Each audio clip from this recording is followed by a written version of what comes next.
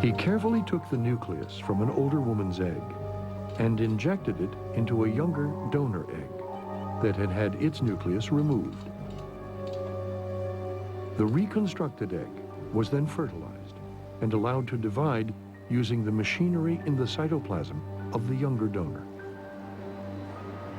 And we were able to reconstruct an egg in that fashion, get it to fertilize and make embryos. And we did it in a couple patients, and we transferred embryos, and nobody got pregnant. We only transferred 3 or 4 embryos total in the experiment.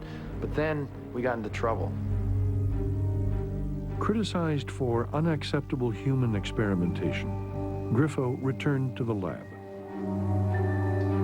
Nuclear transfer techniques had recently been used to clone animals. And although Grifoe was not trying to clone a human being, some feared his work might take us one step closer. There's a lot of criticism of human reproductive biologists who are using all these new technologies to allow people to have babies, because as a scientist, you do all of this background research and you don't try anything until you're absolutely 100% confident. But in these cases, we have women and men who are desperate to have children. And what the reproductive biologists are working on is the basic premise that if you do a manipulation and you've manipulated it too far, you don't get a birth defect, you get no fetus or baby. On December 20th, 1998, Anne delivered a healthy baby girl named Katie. She was the 3rd child born using cytoplasmic transfer. This was my closure. This birth was closure to 5 years of infertility. And I really think this whole experience, when I look back on it, it made me and it makes me appreciate my daughter and my family so much. And every day I look at her in amazement that she's here and that she's my child. She knows her background, she knows her roots, and to me, that's important.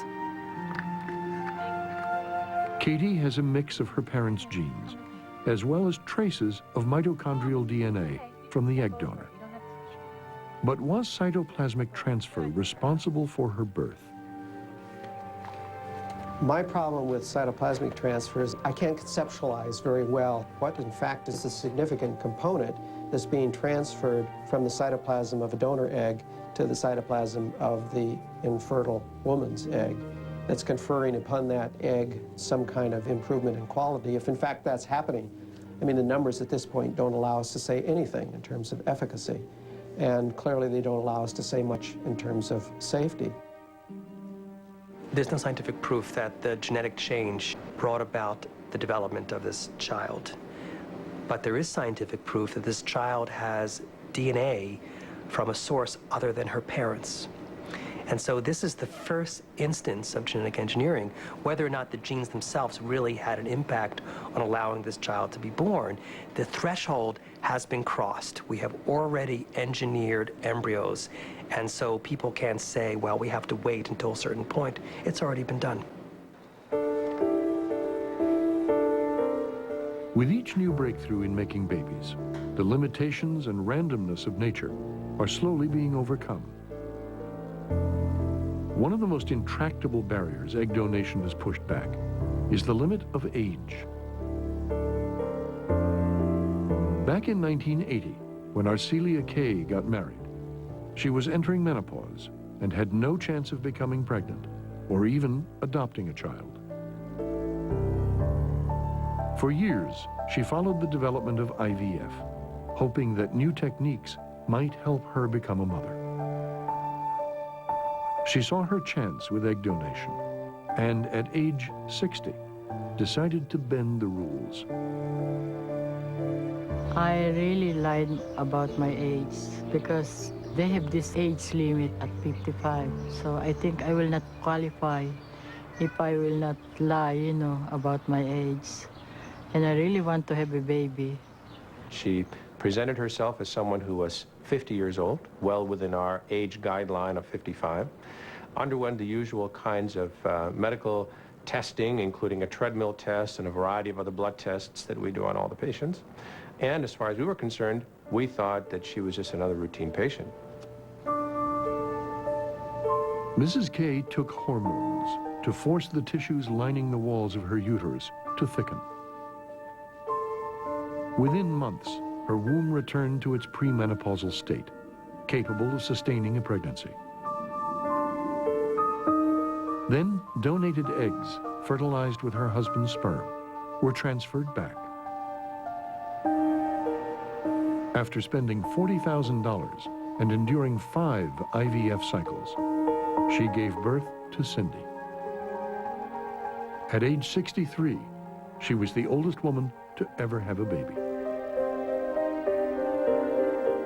The deception had been obvious. She knew that she had deceived us. She did it consciously and successfully because she had attained the goal that she had wanted to. What should I tell her? Scold her for being not forthright? I congratulated her. I feel very happy, actually. She changed our life for a better one. I just hope God will give me much longer life, you know, to be around her. When an older woman has a baby, it's very likely that her partner or mate may be old as well.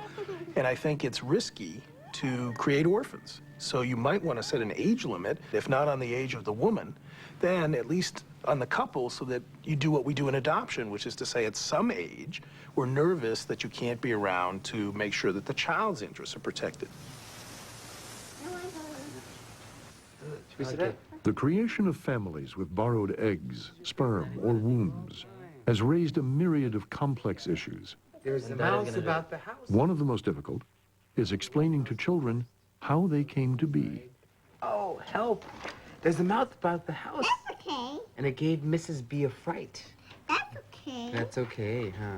When we turn to IVF from traditional methods, such as artificial insemination, one of the things we did think about was what story we tell our children. Because when you start separating the functions of carrying the child versus donating the genetic material, then it becomes more complex. Where's the mouse gonna go? And Mr. Will and Marceline created a birth book to explain to Melina why she doesn't have a mother in the traditional sense. About the house. Mr. B jumped up and down. It's a very simple story about how her daddy and papa met, fell in love, wanted a family, and how men don't have eggs and women have eggs, and men can't carry children or deliver children, but women